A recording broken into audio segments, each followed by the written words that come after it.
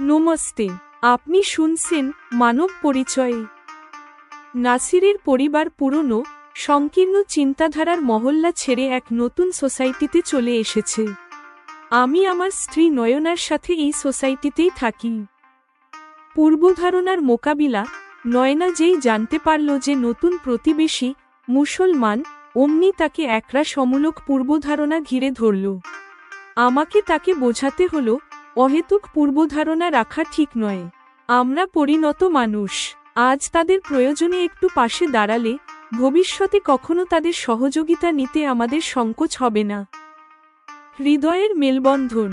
পরদিন আমার খুশির সীমা রইল না যখন নয়না জানালো যে নতুন প্রতিবেশী নাসির, তার আম্মি, স্ত্রী শোভা এবং মেয়ে সানায়া রাতের খাবারে আমাদের বাড়িতে আসছে। সম্মানের পরাকাষ্ঠা।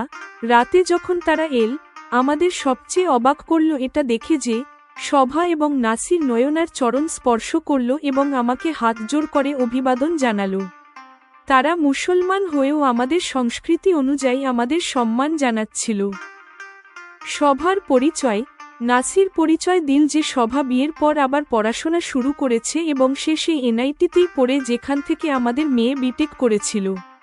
নয়না তৎক্ষণাৎ সানায়াকে কোলে তুলে নিয়ে বলল, এই পুতুলটি তো শোভার মতোই মিষ্টি আর সুন্দর। নয়নার মন থেকে সমস্ত আশঙ্কা মুছে গেল। সময়ের ডানা এবং নাসিরের উত্থান। দেখতে দেখতে 5 বছর কেটে গেল। এর মধ্যে নাসিরের পরিবার সমাজে অনেক উন্নতি করেছে। শোভা বিটেক এবং এমবিএ ডুয়াল ডিগ্রি সম্পন্ন করেছে। নাসির তার ওয়ার্কশপ বড় করেছে এবং রাষ্ট্র নির্মাণ পার্টি সদস্যপদ গ্রহণ করে রাজনীতিতে প্রবেশ করেছে। প্রতিবেশী ধর্ম। নাসির নিজেই নিয়মিত ব্যবধানে আমার গাড়ির মেরামত বা সার্ভিসিং নিজের ওয়ার্কশপে করিয়ে দিত। এক রহস্যের উন্মোচন। শোভার ডিগ্রি সম্পন্ন হওয়া উপলক্ষে নাসির এক বড় পার্টির আয়োজন করল, যেখানে রাজনৈতিক ব্যক্তিত্বরাও উপস্থিত ছিলেন। ফিসফাস। পার্টিতে অতিথিদের আলাপচারিতার মাঝে আমি একটি গোপন কথা শুনতে পেলাম। এটি সেই নাসির যে নিজের স্ত্রীকে বেআইনিভাবে তালাক দেওয়া এবং তার ওপর প্রাণঘাতী হামলা করার কারণে 3 বছরের জেল খেটেছে। স্মৃতির জাগরণ। এটি শুনে আমার কান খাড়া হয়ে গেল। আমার সাথে সাথে সেই নির্জন রাস্তায় লিফট নেওয়া ফিরদৌসের কথা মনে পড়ে গেল। এটা জানার তীব্র ইচ্ছা হলো যে এই নাসির সেই নাসিরই কিনা। ফেসবুকে খোঁজ। আমি ফেসবুকে ফিরদৌসকে খুঁজলাম এবং জানতে পারলাম যে সে এখন হাইকোর্টের নামী আইনজীবী। ফিরদৌস সেই রাতেই আমাকে তার ফোন নম্বর দিল। শুনুন, বিবেকের জয়ের পর এক নতুন জীবন শুরু করা নাসিরের লুকানো সত্যের উন্মোচন। ফিরদৌস কি নাসিরকে চিনতে পারবে? আর আমি কি ফিরদৌসকে নাসিরের সত্য বলবো? আপনি শুনবেন। পর্ব 20। নতুন প্রতিবেশী, পুরনো স্মৃতি এবং এক নতুন শুরু। আমার ঠিক পাশের ফ্ল্যাটে নতুন লোক আসার আভাস পেলাম যখন সেখান থেকে ইন্টেরিয়রের কাজের ঠোকাঠুকির শব্দ আসতে শুরু করল। আমার স্ত্রী নয়নার উচ্চ রক্তচাপের সমস্যা থাকায় এই শব্দে সে খুব বিরক্ত হয়। আমাকে তাকে বোঝাতে হয় যে আমাদের ফ্ল্যাটের কাজের সময় ওপর নিচের প্রতিবেশীরা বিরক্ত হয়েছিল। প্রতিবেশে থাকলে এমন সাময়িক অসুবিধা সবাইকে একটু মানিয়ে নিতেই হয়। দেখতে দেখতে 2 মাস কেটে গেল। গতকাল থেকে নতুন ফ্ল্যাটে আসবাবপত্র আসতে দেখলাম। আমি দিনে দোকানে থাকি, তাই সোসাইটির দিনের বেলার খবরাখবর আমি নয়নার কাছেই পাই। আজ রাতে যখন খেতে বসেছি, দেখলাম নয়নার মুখটা বেশ ভার হয়ে আছে। খাওয়া শেষ করে আমি জিজ্ঞেস করলাম, নয়না, আজ ওষুধ খেতে ভুলে যাওনি তো? তোমার শরীরটা ঠিক ভালো মনে হচ্ছে না। নয়না জানালো, না, শরীর ঠিকই আছে। আজ নতুন প্রতিবেশীদের সম্পর্কে জেনে মনটা খুব একটা ভালো নেই। কথা শুনে আমি চিন্তায় পড়ে গেলাম। জিজ্ঞেস করলাম, তাদের সম্পর্কে কোন খবরটা তোমাকে ভাবিয়ে তুলল? নয়না গলা নামিয়ে যেন কোনো এক গভীর রহস্যের কথা বলছে এভাবে জানালো, পাশের ফ্ল্যাটে যে পরিবারটি আসছে তারা মুসলমান। কথা শুনে আমার সাথে সাথে আইনজীবী ফিরদৌসের কথা মনে পড়ল। তার গুণগুলোর কথা ভেবে আমি বললাম, কারো মুসলমান হওয়ার মধ্যে তো কোনো দোষ নেই। তাদের সাথে কি তোমার কোনো বিবাদ হয়েছে? নয়না বলল, না, এমন তো কিছু হয়নি। আসলে ওরা ভাড়াটিয়া নয়, ওরাই ওই ফ্ল্যাটের মালিক। আমার বলার উদ্দেশ্য হলো যে প্রতিবেশে স্থায়ীভাবে কোনো মুসলমান পরিবারের থাকাটা আমাকে চিন্তায় ফেলছে। তখন আমি বললাম, নয়না, অকারণে পূর্বধারণা রাখা ঠিক নয়। তুমি কি ওদের কারো সাথে কথা বলেছ? নয়না বলল, না, সিকিউরিটি গার্ড বলল ওরা হয়তো কাল থেকে থাকতে চলে আসবে। আজ সারাদিন সংসারের জিনিসপত্র গোছানোর জন্য ওরা আসা যাওয়া করেছে।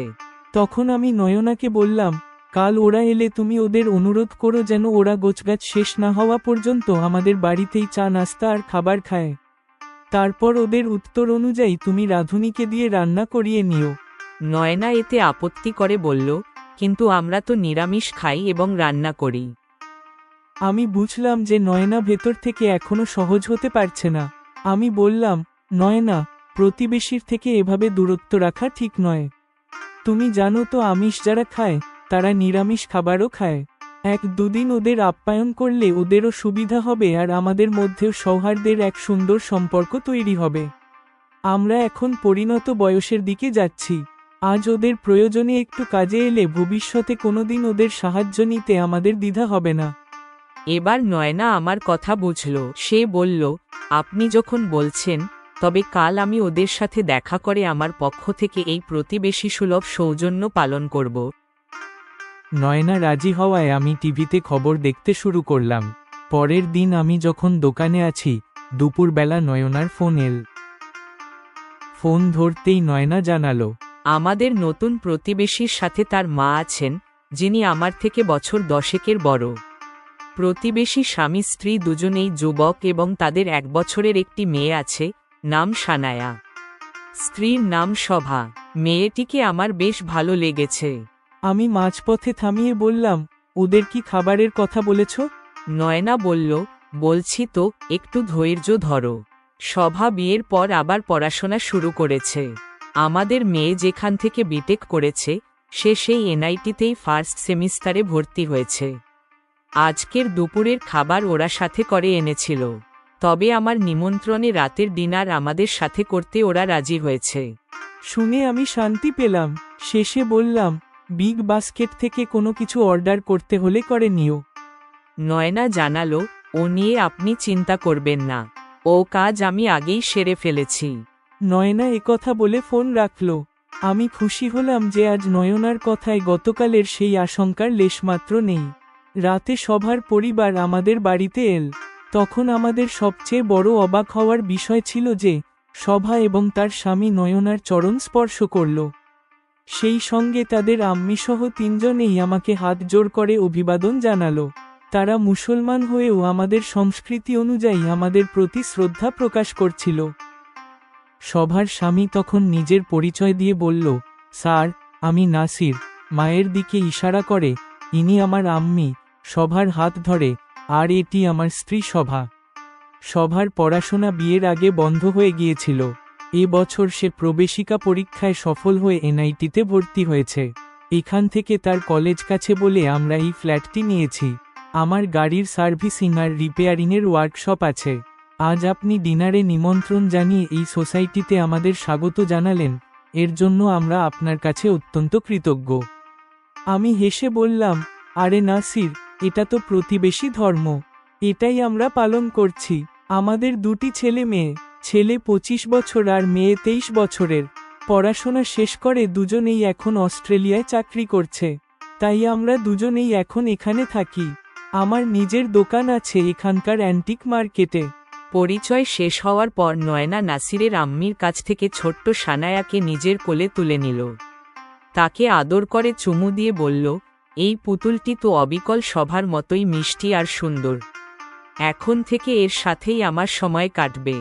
নাসিরের আম্মি মুচকি হেসে বললেন, হ্যাঁ নয়না জি, এই পুতুলটি এখন আমার কলিজার টুকরো।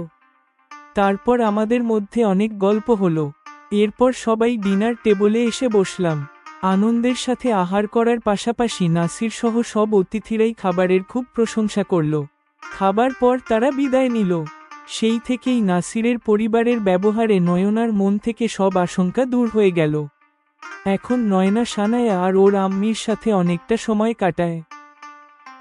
দেখতে দেখতে 5 বছর যেন চোখের পলকে কেটে গেল। এর মধ্যে আমরা ছেলে মেয়ে দুজনেরই বিয়ে দিয়ে দিয়েছি। নাসির আর শভার আরও একটি মেয়ে হয়েছে। নাসির এই সময়ের মধ্যে তার ওয়ার্কশপ বাড়িয়েছে এবং রাষ্ট্র নির্মাণ পার্টি সদস্যপদ নিয়ে রাজনীতিতে সক্রিয় হয়েছে।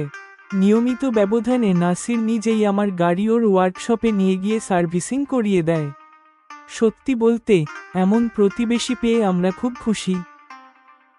তারপর সেই দিনটিও এল যখন শভা বিটেক এবং এমবিএর ডুয়াল ডিগ্রি সম্পন্ন করল।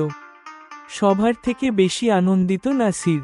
সে এই উপলক্ষে এক বড় পার্টির আয়োজন করল, যেখানে অনেক রাজনৈতিক ব্যক্তিত্বদের সাথে তাদের অনেক মুসলমান বন্ধুরাও আমন্ত্রিত ছিল।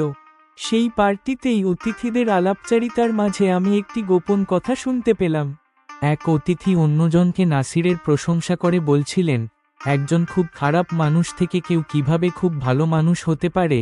নাসির তার জলজ্যান্ত উদাহরণ।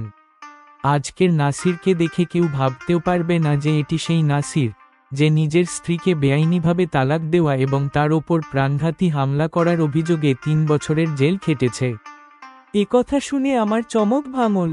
আমার সাথে সাথে সেই নির্জন রাস্তায় আমার থেকে লিফট নেওয়া ফিরদৌসের কথা মনে পড়ে গেল। যদিও আমি পার্টিতে কোনো যাচাই করার চেষ্টা করিনি, কিন্তু ফিরদৌসকে একথা জানানোর ইচ্ছেটা প্রবল হয়ে উঠল। পরদিন দোকানে ফাঁকা সময়ে আমি অনেক দিন পর ফেসবুকে লগ ইন করলাম।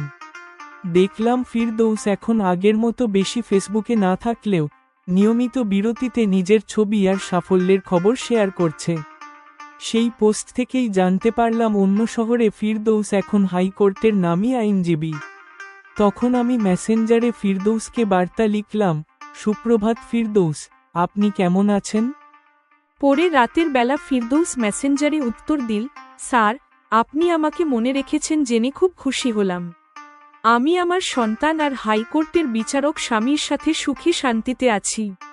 আপনি কেমন আছেন? আপনি যদি কথা বলতে পারেন তবে আমার খুব ভালো লাগবে। আমার নম্বর 777-100। শুভ রাত্রি। আমি কল করতে তাড়াহুড়ো করলাম না। পরের রাতে 8:30 নাগাদ ফিরদৌসের দেওয়া নম্বরে কল করলাম। এখন শুনুন মানব পরিচয় এর এই পর্বের ওপর জেমিনাই লিখিত পর্যালোচনা ও বিশ্লেষণ। উপশিরোনাম, নতুন প্রতিবেশী, পুরনো স্মৃতি এবং এক নতুন শুরু। এই পর্বটি একটি নতুন চরিত্রের, প্রতিবেশী নয়নার স্বামী, দৃষ্টিভঙ্গি থেকে উপস্থাপন করা হয়েছে। এটি নাসিরের নৈতিক বিজয়কে একজন বহিরাগত ব্যক্তির নজরে প্রতিষ্ঠিত করে এবং কাহিনীর চূড়ান্ত পরিণতির দিকে পটভূমি তৈরি করে। 1. বর্ণনার দৃষ্টিভঙ্গির পরিবর্তন। কাহিনীর এই অংশটি এক নতুন চরিত্রের নজরে উপস্থাপিত। এই পরিবর্তন অত্যন্ত প্রভাবশালী। বাহ্যিক প্রমাণ, নাসিরের চরিত্র পরিবর্তন এখন কেবল লেখকের বয়ানে নয়, বরং একজন সাধারণ সামাজিক মানুষের, প্রতিবেশী চরিত্র দ্বারা প্রমাণিত হচ্ছে।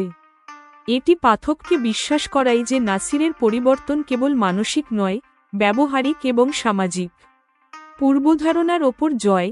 নয়নার প্রাথমিক ভয় সামাজিক কুসংস্কারের প্রতিফলন। নাসিরের পরিবারের বিনম্র আচরণ, চরণ স্পর্শ সেই ধারণাকে নিমেষে ভেঙে দেয়। এই পর্বটি মানবিক সম্প্রীতিকে ধর্মের ঊর্ধ্বে স্থান দেয়। 2. সময়ের ব্যবধান এবং সাফল্যের প্রতিফলন। কাহিনীতে 5 বছরের সময়ের ব্যবধান অত্যন্ত নিপুণভাবে ব্যবহার করা হয়েছে। এটি নাসির ও শভার জীবন পরিবর্তনের ফল দেখায়। শভার ক্ষমতায়ন, শভার ডুয়াল ডিগ্রি সম্পন্ন করা নাসিরের প্রগতিশীল চিন্তার চরম জয়। এটি ফিরদৌসকে উৎসাহ দিতে না পারার নাসিরের প্রায়শ্চিত্তকে পূর্ণতা দেয়।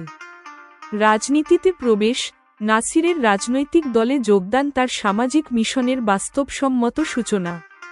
সে এখন কেবল একজন চিন্তাবিদ নয়, বরং একজন কর্মমুখী নেতা হয়ে উঠছে। 3.